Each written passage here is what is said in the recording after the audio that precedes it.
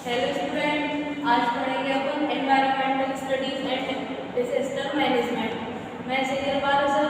आज पढ़ाएंगे पर्यावरण अध्ययन एवं आपदा प्रबंधन। इसका टॉपिक है green house effect and global warming, यानी हरित गृह प्रभाव एवं वैश्विक तापमान।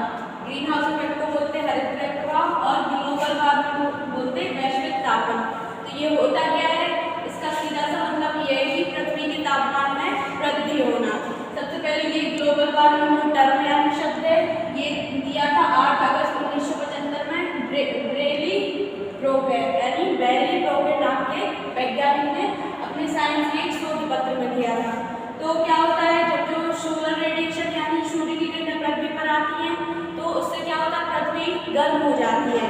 ठीक है, पृथ्वी का तापमान बढ़ जाता है। फिर जब पृथ्वी ठंडी होती है तो वो उन किरणों को अवरक्त किरणें यानी कि इंफ्रारेड रेडिएशन होती है वो ऊपर जाती है। तो उन गैसों का यानी जो किरणें होती हैं उनका पूरा भाग है ना जो वायुमंडल से ऊपर नहीं जा पाता।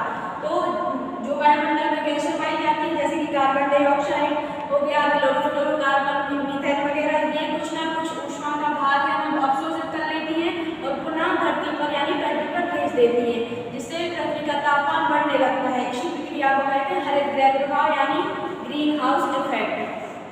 तो ग्रीन हाउस इफेक्ट के लिए कुछ गैसें भी रिस्पॉन्सिबल यानी जिम्मेदार होती हैं, जैसे कि हो गया मीथेन। इसका फॉर्मूला होता है CH4, ये मीथेन हो गया। फिर एक कार्बन डाइऑक्साइड, ये CO2। ठीक है, फिर नाइट्रस ऑक्साइड यानी N2O और फोर्थ है क्लोरोफ्लोरोकार्बन यानी CFC, इसको शॉर्ट में CFC बोलते हैं, क्लोरोफ्लोरोकार्बन। ठीक है, तो ये चारों गैसें हरित गृह प्रभाव यानी ग्रीन हाउस इफेक्ट के लिए जिम्मेदार होती हैं। फिर उसके बाद आ गया हरित गृह प्रभाव से प्रभाव क्या पड़ते हैं यानी इफेक्ट क्या क्या होता है। तो सबसे पहले है कृषि पर प्रतिकूल प्रभाव। इससे ये होता है कि जो कार्बन डाइऑक्साइड गैस है इसका सामना पृथ्वी पर बढ़ जाता है, तो जो पेड़ पौधे होते हैं, छोटे छोटे जीव जंतु, कीड़े मकोड़े, उन सबकी मृत्यु हो जाती है, यानी वनस्पतियां हैं जो वो ढंग से उग नहीं पाती। तो कृषि पर भी प्रतिकूल प्रभाव पड़ता है कार्बन डाइऑक्साइड का साधन ज्यादा होने से। दूसरा है महासागरीय जल की अम्लता में वृद्धि। जो कार्बन डाइऑक्साइड गैस है ये महासागरीय जल में घुल जाती है, उससे उसकी जो अम्लता यानी एसिडिटी है उसमें भी वृद्धि हो जाती है। थर्ड है महाद्वीप तथा पर्वतों की बर्फ का पिघलना।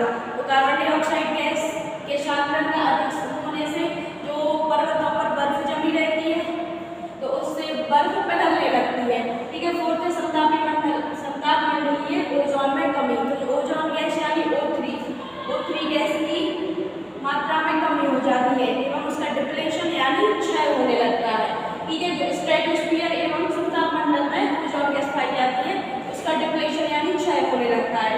फिर उसके बाद इसको रोकने के उपाय यानी पॉसिबल मेजर्स, संभावित उपाय क्या है, ऊर्जा के वैकल्पिक स्रोतों का प्रयोग करना। जैसे कि पेट्रोल, वाहनों में पेट्रोल का यूज करते हैं तो उसकी जगह पर क्या कर सकते हैं, मेथेनॉल, जो मेथेन से प्राप्त होता है मेथेनॉल, उसको अपन वैकल्पिक स्रोत यानी अल्टरनेटिव सोर्स के रूप में यूज कर सकते हैं।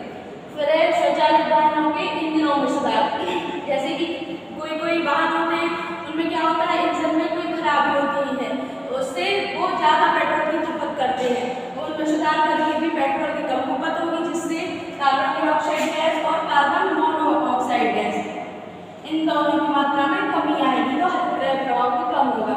फिर अधिक से अधिक वृक्षारोपण करना, ये सबसे सरल उपाय है। मतलब जितने ज़्यादा पेड़ लगाएंगे उससे कार्बन डाइऑक्साइड का अवशोषण उतना ज़्यादा होगा तो हरित गृह प्रभाव कम होगा। फिर सौर ऊर्जा का वैकल्पिक ऊर्जा के रूप में प्रयोग, मतलब कि ईंधन का वैकल्पिक रूप में उपयोग। जैसे कि सौर ऊर्जा यानी सोलर एनर्जी का प्रयोग करेंगे तो उससे क्या होगा, CO2 वगैरह है इनके अल्टरनेट सोर्स के रूप में सौर ऊर्जा, जिससे कि ईंधन की खपत कम होगी। ठीक है, ये हो गया green house effect. Thank you.